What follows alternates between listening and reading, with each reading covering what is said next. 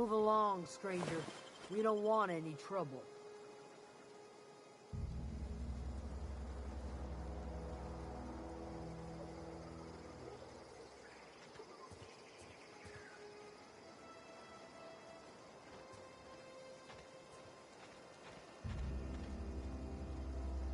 I don't know you.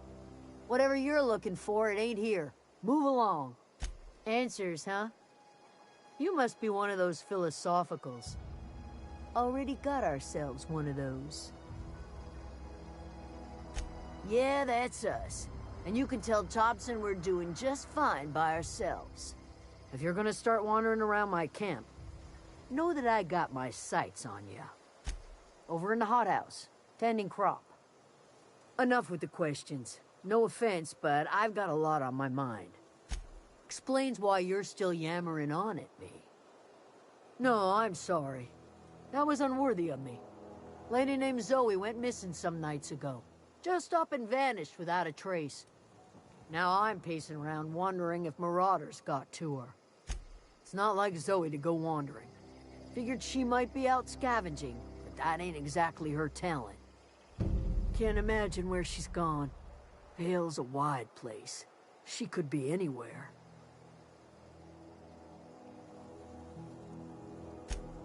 Appreciate it. Honest. I'll tell you what I can. Vex me. If she told anybody, they ain't telling me. I'd check her room, but I got yelled at for snooping once already. Little ways ago. She was always obsessing over her serial dramas. Wanted to see what the fuss was about. Vex me. If she told anybody, they ain't telling me. Well, enough to know we never got on. Zoe and Stefan were close. If anybody knows the workings of her mind, he does. She was lazy and thoughtless, but she's still one of our own. Could be. Dangers aplenty out there. No telling why marauders would steal somebody like Zoe.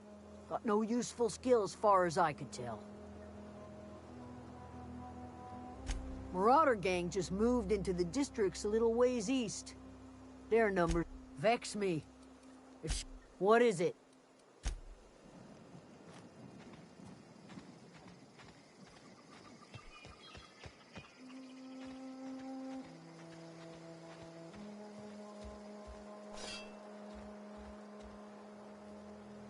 If you're hungry, Stefan's got supplies.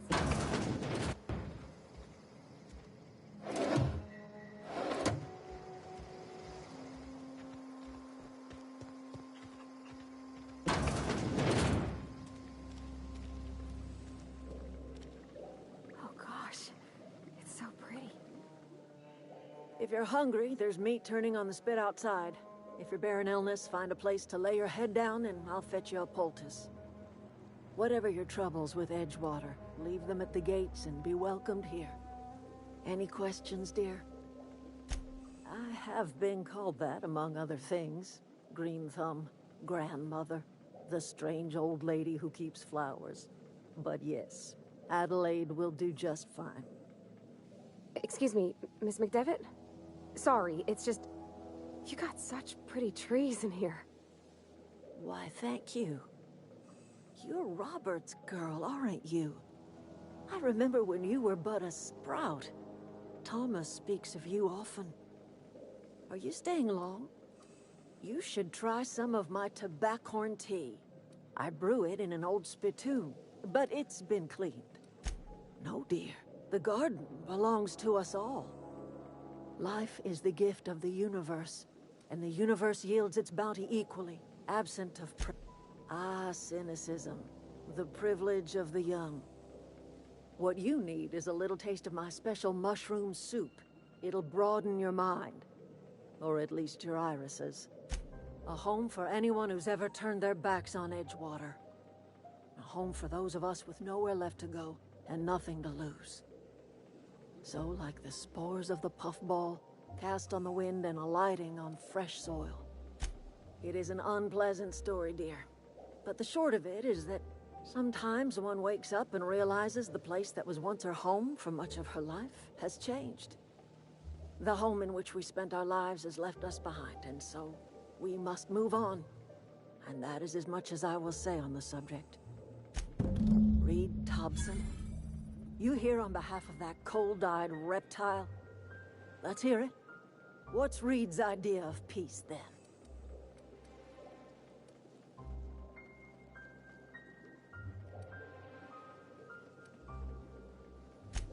Make amends. Spare me. Only thing Reed knows how to make is a mess. Like everything else that comes out of Edgewater, that peace offering is canned. I and my own are living just fine out here by ourselves. He would do such a thing. The question is, why would you agree to his plans? Cannery's got a regulator. You want ship parts, you ought to rip him out of the cannery's guts and leave us be. If you're going down to the plant, you should divert power away from Edgewater and toward our end of the grid. Think about it. You'd be liberating an entire town from a lifetime of service to that odious cannery. Seems the sort of thing a hero would do.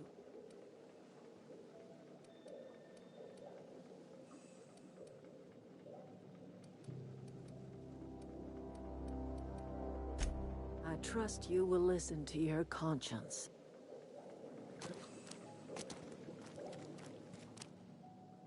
Anything else I can do for you? That's not strange at all, dear. Few of us truly know where we are.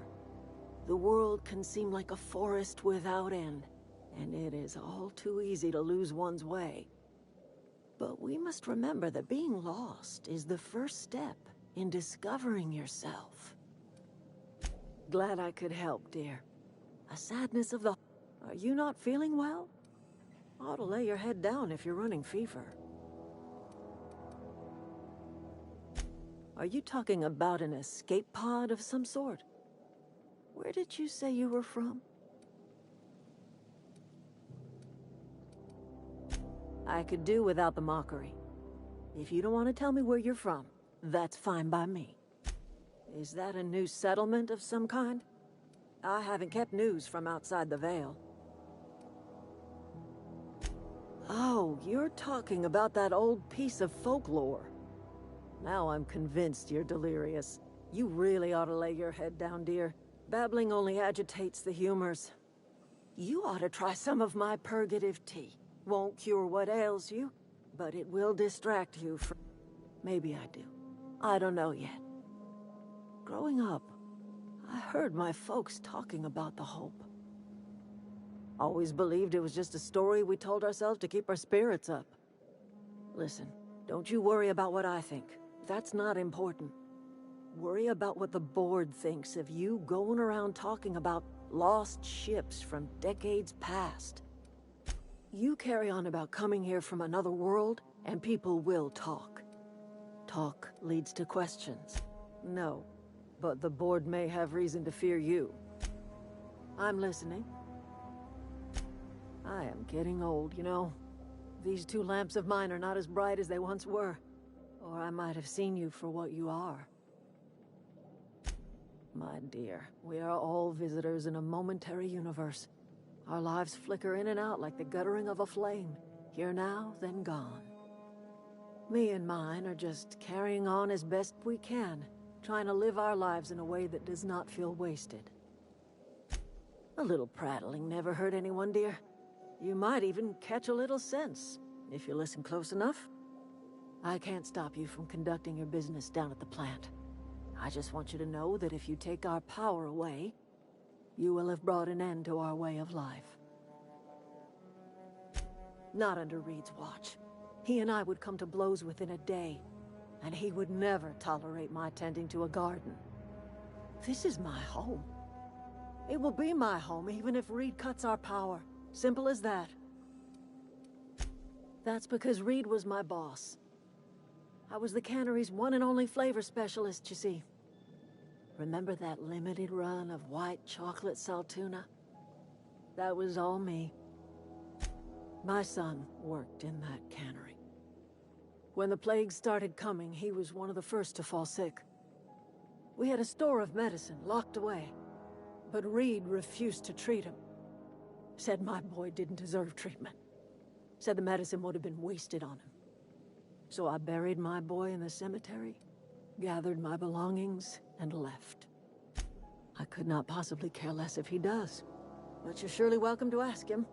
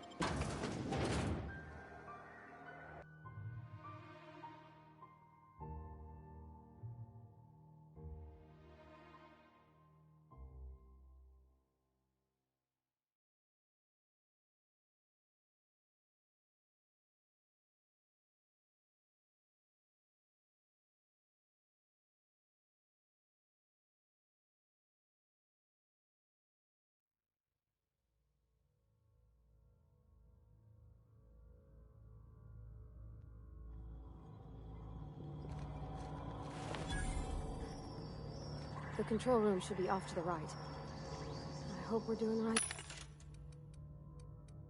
thing.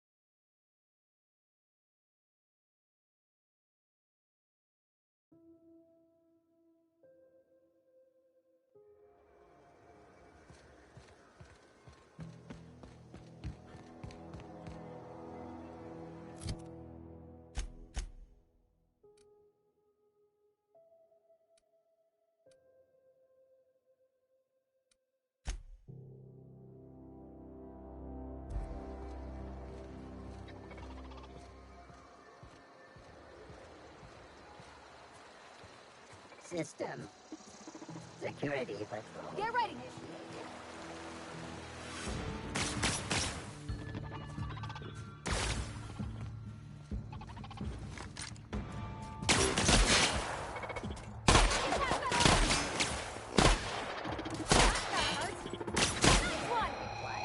Nearby automatic.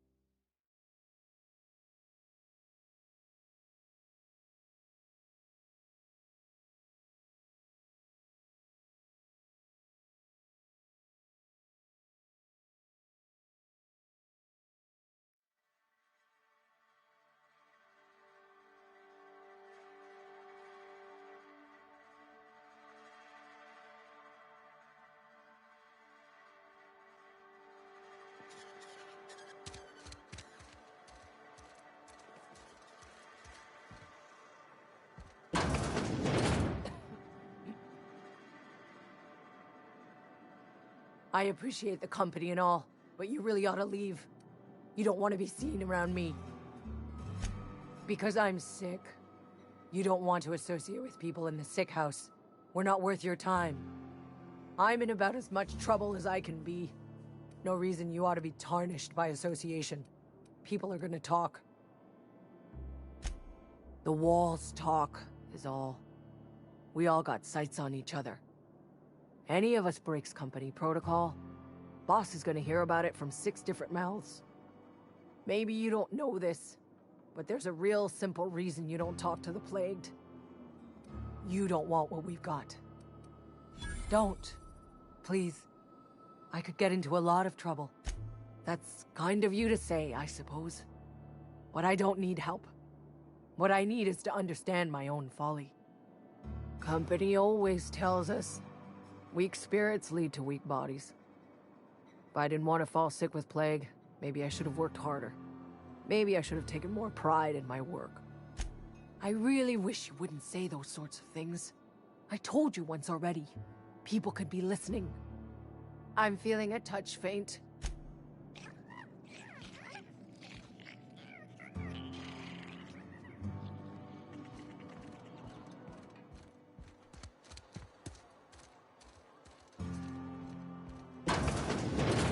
Oh, I cut my own hair. But Conrad sells real good disinfectant. Please don't touch anything. Your hands are probably crawling with germs. Physical hygiene recapitulates moral hygiene. Cleanliness is next to lawfulness. No, thank you. That's quite all right. I've seen enough body parts in my line of work. I'm Conrad. You will report to me if your hair fails to meet Spacer's Choice aesthetic standards. You will also report to me in the event of your death, whereupon I will clean and prepare your remains for interment. Ah, gravesite fees. Silas and I had talked about this at length. I thought I'd made it clear my pecuniary situation precludes the necessary restitutions. As broke as pie crust, friend. Bidless, indigent, destitute. I simply cannot afford it. I am a blemish on the prosperity of our fair settlement. When I expire, I expect Silas to toss my body into a ditch.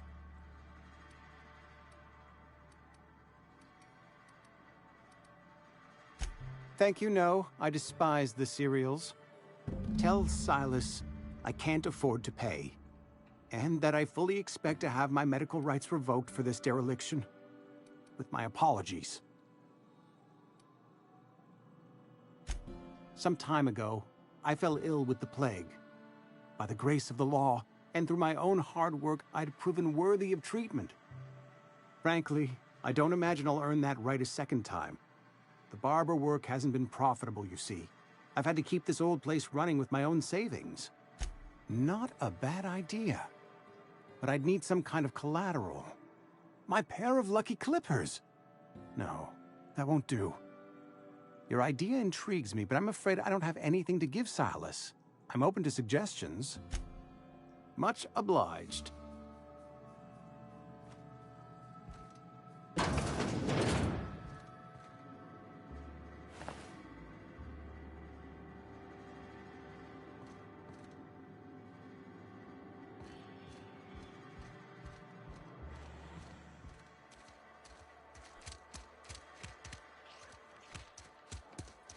If you're falling sick, I don't want you near me. Don't worry. I wouldn't do that to you. I'm not allowed in here. Not since the vending machine incident. Miss Holcomb ain't allowed in this establishment. Not since that little incident. Absolutely. I'll keep my hands in my pockets. I won't touch anything while we're in here, Mr. Moreau. I promise. Go right ahead. Plague? I don't know anything about a plague. We are the very picture of hot-blooded physical vigor. I take umbrage with your choice of phrase. We ain't sick, we're rugged. Some of us who get sick are liable to exaggerate the conditions of that sickness, but the fact is, if you work hard, you have got no cause to worry. Survival of the fittest. It ain't just the law of nature, it's company policy. Medical treatment is commensurate with our value to society. Spacer's Choice will dispense medicine for the indispensable worker. Then the hand of medical science will not grace you with its touch, and you must recover on the virtue of your own grit. Listen, you mind if we talk about something else? Rambling about company policy gets me feeling all lightheaded. Music to my ears.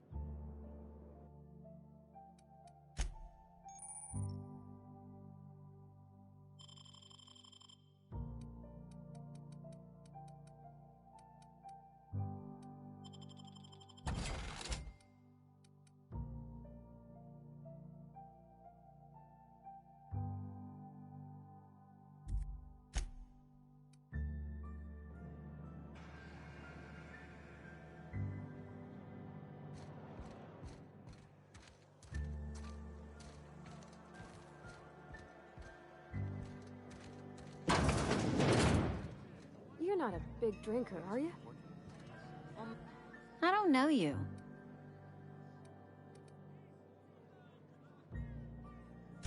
Amelia Kim, Spacer's Choice Beverage Dispenser. I don't know what you're about, but this here's a Spacer's Choice drinking establishment. We're all loyal, hard-working company folk here. You really think so? That's kind of you. I've been trying to keep the floors clean. You got no idea how long it takes to scrub the tiles. Guess I misreckoned you. Sorry about that. I didn't mean to be curt. We just got some problems lately. I can get you a drink if you'd like. Gotta ask you to enjoy your beverage within the premises, though. Can't risk you bringing a drink over to those deserters. You understand. Traitors. The lot of them. Bunch of folks decided they were tired of working and went out into the wilds to fend for their own selves. Town's already struggling to make quotas, even without that band of slackwits abandoning their posts. Bunch of lazy, shiftless rung leeches.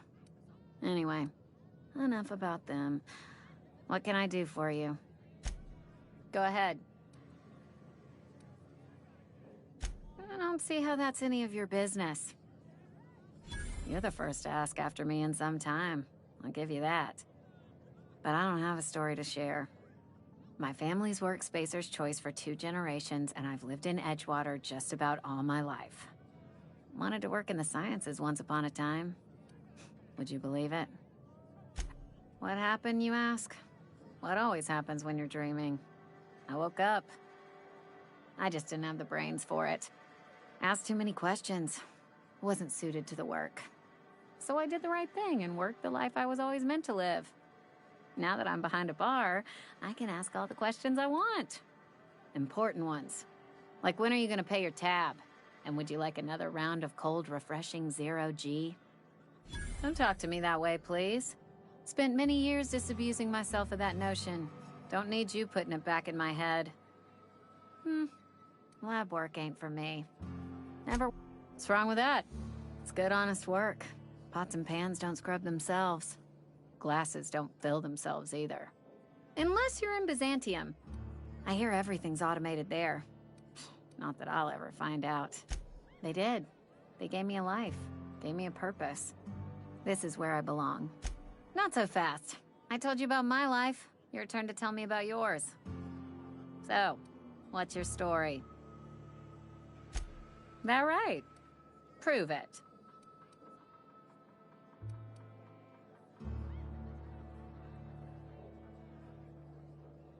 I know that serial drama. They were playing it just the other night. What was it called? The Last Spacer? You're right. I don't believe you. I'd advise you to keep that story unsaid. Don't... Ugh, is this the start of a joke? If you want me to laugh at your jokes, it's a 3-drink minimum. Most folk forget where they're standing after a few drinks. Seems to me you've got a head start. Anyhow, whatever happens outside the walls is not my business. Only deserters and marauders wander out there, and I cannot tell you which I revile more. My world is these 4 walls, that door, and a row of mugs that need cleaning. Let me make something clear. Spacer's Choice has been real good to me. I start gallivanting around outside the walls, poking around in places I shouldn't be, learning things I've got no right to know, people will talk. Won't ever catch me asking about the world outside. Else the town's gonna say, there you go with that thinking again. Didn't anyone ever tell you it's dangerous? I've said enough. People come here to drink their problems away. If they wanted to face their problems, they'd go see our... I've talked enough about my past. Coming right up.